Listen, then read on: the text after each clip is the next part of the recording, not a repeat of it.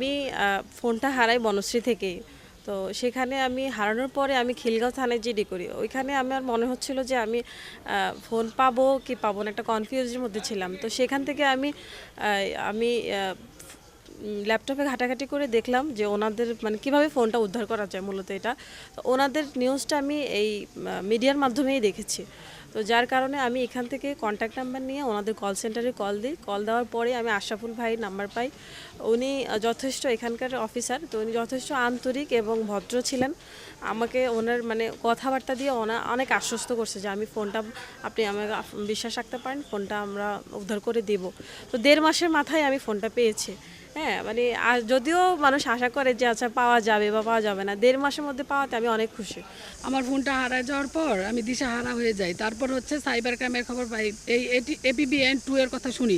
এখানে আইসা অফিসিয়ালিভাবে আমি জিডিটা জমা দিই। জমা দেওয়ার পর ওনারা যথাসাধ্যভাবে ফোনটা আমাকে খুঁজে পেয়ে দেয়। আজকে আমি ফোনটা পেয়েছি। আজকে খুবই ভালো লাগতেছে যে ওনাদের দ্বারা আমার ফোনটা ফিরে পেয়েছি। ধন্যবাদ APBN-কে, ধন্যবাদ সাইবার ক্রাইমের সবাই। আমার মোবাইলটি গত 2 বছর আগে গাজীপুর চৌরাস্তা থেকে হারিয়ে যায়। তারপর আমি গাজীপুর যোধপুর থানায়, সদর থানায় জিডি করি।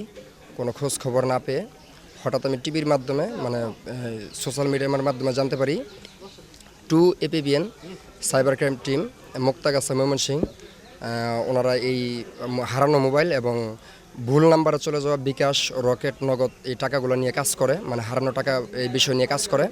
তারপর আমি তাদের সাথে যোগাযোগ করি। তাদের মেইলে আমি আমার জিডি কপিটা পাঠাই।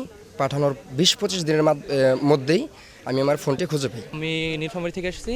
আমি গত 6 মাস আগে আমি ঢাকা এয়ারপোর্ট থেকে আমার ফোনটা কারণবশত, আমার ভুলবশত আমার কাছ থেকে কেড়ে নিয়ে মানুষ চলে গেছে। তারপরে আমি থানায় জিডি করছি, বিমানবন্দর থানায় 6 মাস আগে। তারপরে সাইবার ক্রাইম 2-তে আমি মানে ওনাদের অনলাইন যে কপিটা ছিল, ওই কপি মানে এটাতে আমি আপনাদের মানে আমার জিডি কপিটা ছিল, ওই কপিটা ওনাদেরকে পাঠিয়ে দিয়েছিলাম। পাঠিয়ে দেওয়ার পরে ওনারা যতটুকু হেল্প করা দরকার আমার করছে। আমি ইতিমধ্যে আমার ফোনটা আমি উদ্ধার করে পাইছি। আজকে আমরা মুক্তাগাছা APBN2 এটি 50টি হারানো মোবাইল উদ্ধার করছি।